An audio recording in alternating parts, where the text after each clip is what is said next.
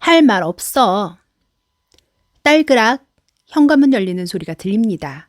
밤 10시 반. 딸아이가 스터디 카페에서 돌아올 시간입니다. 안방에서 작업을 하고 있었지만 아이는 인사하러 들어오지 않습니다.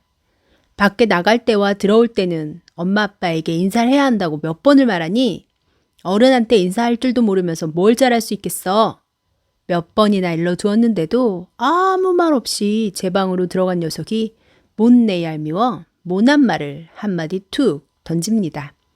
그제서야 빼꼼 안방문을 열더니 가방 놓고 인사하려고 했어 이럽니다. 그 말만 덩그러니 남겨두고 자기 방으로 돌아가네요. 매번 이런 식입니다. 내 말을 듣는 건지 안 듣는 건지 알 수가 없습니다. 말을 해도 무반응이니 속이 먼저 터지는 쪽은 늘 내 쪽이지요. 아이에게 한마디 더 던질 요량으로 아이 방에 들어섰는데 방 안이 깜깜합니다. 사춘기가 시작되고 나서 아이는 자기 방 불을 켜는 일이 드뭅니다. 어두운 방에서 조용히 스마트폰을 하고 있거나 침대에 가만히 누워 있습니다. 답답하지도 않느냐고 몇 번이나 불을 켜봤지만 불 끄는 게 편하다며 다시 소등을 해버립니다. 아니나 다를까 오늘도 역시 불도 켜지 않은 채 침대에 외출복 입은 채로 누워 있습니다. 너 뭐 하는 거냐고 물으려고 한마디 꺼내려는 찰나 나 힘들어 그냥 놔둬 합니다. 학교에 다녀와도 학원에서 돌아와서도 늘 저 멘트입니다. 밖에서 온갖 에너지를 쏟아붓고 온 아이는 기진맥진 상태입니다. 30분 이상 저렇게 쉬고 나서야 겨우 일어나 움직입니다. 혼자만의 시간을 보내며 충전을 해야 다시 힘을 얻는 모양입니다. 그 패턴을 알기에 한마디 더 하려다가 그냥 문을 닫고 나왔습니다. 지금은 건드려서 좋을 게 없으니까요. 사춘기가 되면서 아이는 급격히 말수가 줄었습니다. 학교에서 있었던 일을 이야기하라면 매일 똑같아 별일 없어 하고 맙니다. 밥도 혼자 먹고 외출도 함께 하지 않습니다. 동생은 누나바락이라서 항상 함께 하길 원하지만 그것도 귀찮은 모양입니다. 가끔 둘이서 투덕대는 소리가 들리지요. 가만히 누워있는 아이를 두고 밖으로 나오는데 동생이 조금 있다 쪼르르 누나 방으로 들어섭니다. 누나가 새로 산 실내화를 신고 있습니다. 언제나 내 물건보다 남의 물건이 더 좋아 보이는 건 사람 이치인가 봅니다. 누나가 외출한 사이 곰돌이 슬리퍼를 신고 있던 아들은 무심코 누나 방에 들어섰다 불호령을 받았습니다.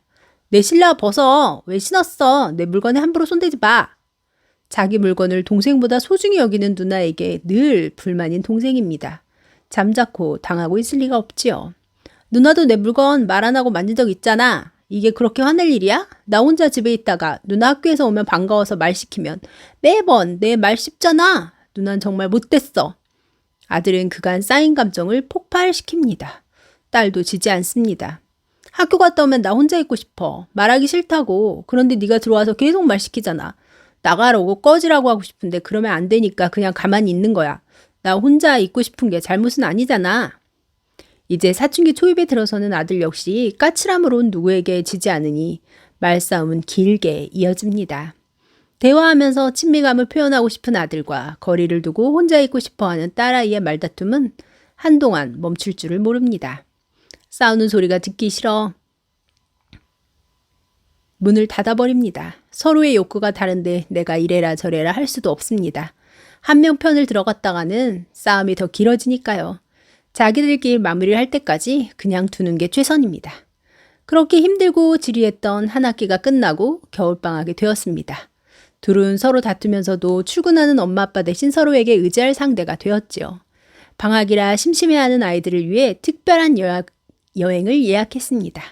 무궁화호를 타고 외갓집에 다녀오는 겁니다. 매번 빠른 기차만 이용해본 아이들에게 느림의 미학을 알려주고 싶었습니다. 느릿느릿 가는 기차를 타고 가는 외갓집의 낭만을 느껴보길 바랬지요.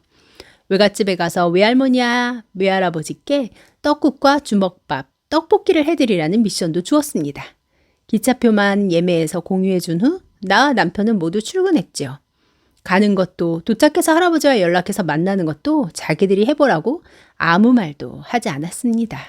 출근해서 일하고 있는데 기차를 탈 시간이라 연락해보니 무사히 기차에 올랐더군요. 둘이 미션을 해결해보라고 신경 안 쓰겠다고 해놓고 더 안달이 난 건 우리입니다. 수시로 기차는 괜찮은지 불편한 점은 없는지 통화를 했습니다. 그럴 때마다 딸아이는 전화를 받지 않거나 짧은 단답형의 대답만 했습니다. 여행인데도 아이에게선 전혀 의욕도 기쁨도 느껴지지 않았습니다. 외갓집에 도착해 할아버지가 보내준 사진에도 뻘쭘해하는 두 아이의 모습이 담겨 있습니다. 그것 또한 아이들의 몫이라 생각하고 그저 주어진 음식 만들기나 잘 하라고 잔소리하였죠. 할아버지 할머니에게 살갑게 구는 것을 전화로 알려주기는 쉽지 않았으니까요. 그렇게 하룻밤 자고 아이들은 돌아왔습니다. 도대체 좋았는지 싫었는지 감정도 알 수 없게 아이는 또다시 멍한 표정으로 돌아왔죠. 아들 녀석은 아무것도 한 게 없는데 시간이 너무 빨리 갔다며 아쉬워했습니다. 딸아이는 아무 감흥도 없겠지 싶어 물어보지도 않았지요. 원래 말하기 싫어하는 아이였으니까요. 엄마, 할아버지한테 오늘 떡국을 끓여주는데 물에 비해서 떡량이 너무 많은 거야. 그래서 완전히 떡죽이 되었다? 아마 집에서였으면 절대 안 먹었을 거야. 그런데 할아버지가 맛있게 드시니 나도 따라 먹긴 했어. 이상하긴 했지만 나쁘지 않았어.